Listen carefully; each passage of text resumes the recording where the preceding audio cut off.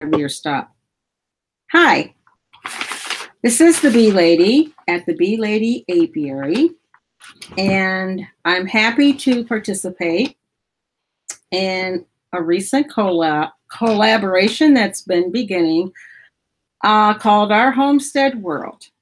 It was started by Wanda and Danny at Deep South Homestead in Mississippi, USA, and Lynn Zorab, who is on the Byford farm in the UK, specifically Scotland. And I'm going to go through the questions that were sent to me, and that's the collaboration. It's kind of fun. So let's just hope that you get invited. And if you're interested, they're gathering as much information and as many channels as they can. Please just contact Wanda at Deep South Homestead. Okay. Alrighty. Number one. Where in the world are you? So this says, okay, we are in the United States. Okay. Where approximately, number two, is your homestead located? We're way western New York, right on the border of Canada. Number three, what is the size of your homestead? A little bit more than 19 acres, give or take a few. Number four, is your homestead rural or urban? Definitely rural, as we're on a small farm. Number five, what is the climate and weather like? Typical, okay? In the summer, we have hot days, we have dry days, we have typical summer weather, unless we have a rainy summer. Fall, the leaves change color, and it gets a little cooler. And here in this area, we turn the clocks back, okay? In the winter, we have freezing weather, really cold. This winter has been unusually cold, okay? And well, I'll talk a little bit about that more in a bit here. And in the spring, in this area, we turn our clocks ahead an hour. Our springs are muddy and rainy and chilly. And then all of a sudden one day, the temperature goes up and it's springtime. What is the growing season? Well, we figured the first frost is mid-October and the last frost is mid-May. And it's tradition here in this area, everybody plants on Memorial Day weekend. So if you're going to get seeds or plants or mulch or anything, you need to have it by then. Do you have any animals? Why, of course we do. We have two little doggies who are dear to my heart, and we have many, many, many, many bees. Number 8, what fruits, veggies, and grains do you grow? Pears, plums, apples, strawberries, blueberries, raspberries, tomatoes, peppers, mints, lettuce, sweet potatoes, nectarines. We haven't had a lot of luck with the nectarines, but we're still trying.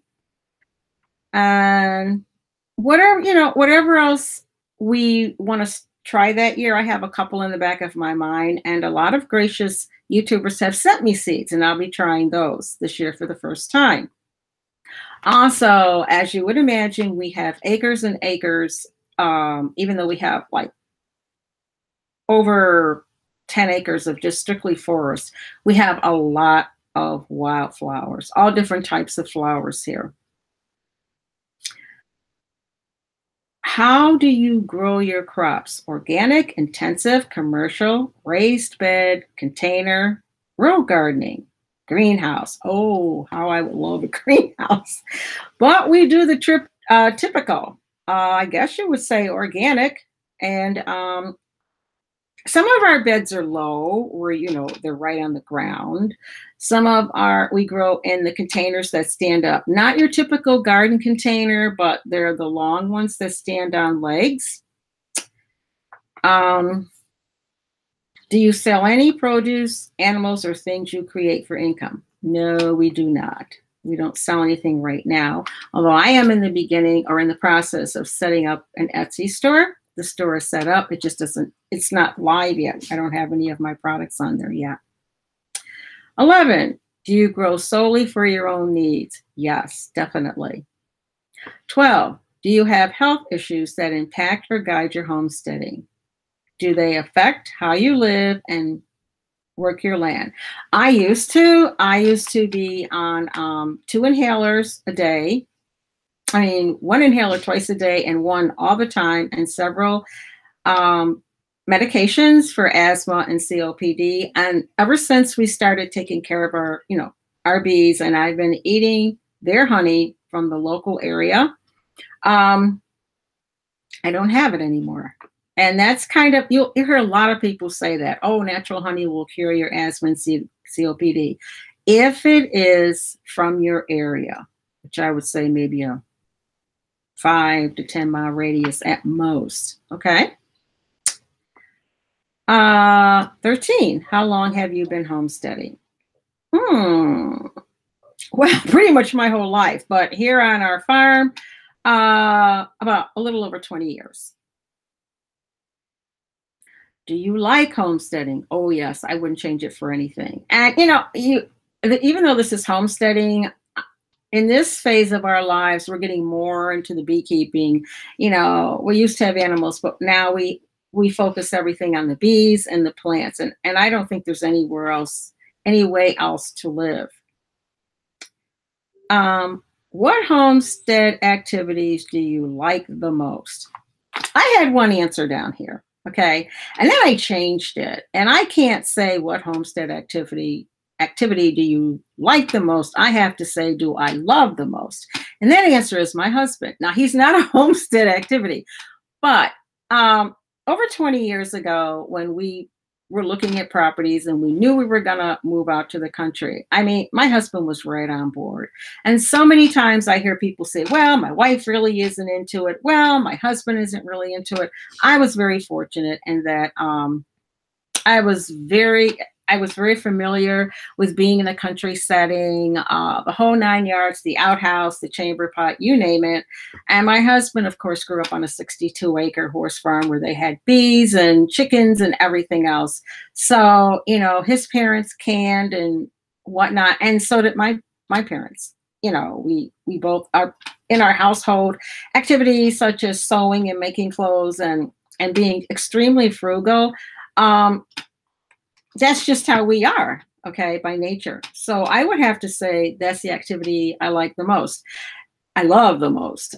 Secondly, it's reflection. No matter what the day is, no matter if we go down to the bee yard and we find 2 hives of dead bees, and you've seen in our lives where that's happened, or the bees are roaring and everything is hunky-dory. You've seen that in our lives, okay? I like the reflection, even though we have a really large campfire out in the back, I have one of those little kind of mobile ones that I just can put my wood in there and sit around. And I like sitting outside with my husband at night. We have our notebooks out there. We're assessing the day, what happened, what didn't we get done, what did we get done, what are we going to change? How can we change something? If a certain plant or something isn't going to grow, I mean, it's just dead. Okay, we'll dig it up and say, well, let's plant something else right now and give it some time. Okay, and I think I would have to say that. So that's the end of the questions. If you have any questions about this collaboration, please feel free to contact either Wanda at Deep South Homestead. And as you may or may not know, Deep South Homestead has a live stream every Saturday night from 9 until 10 Eastern Standard Time.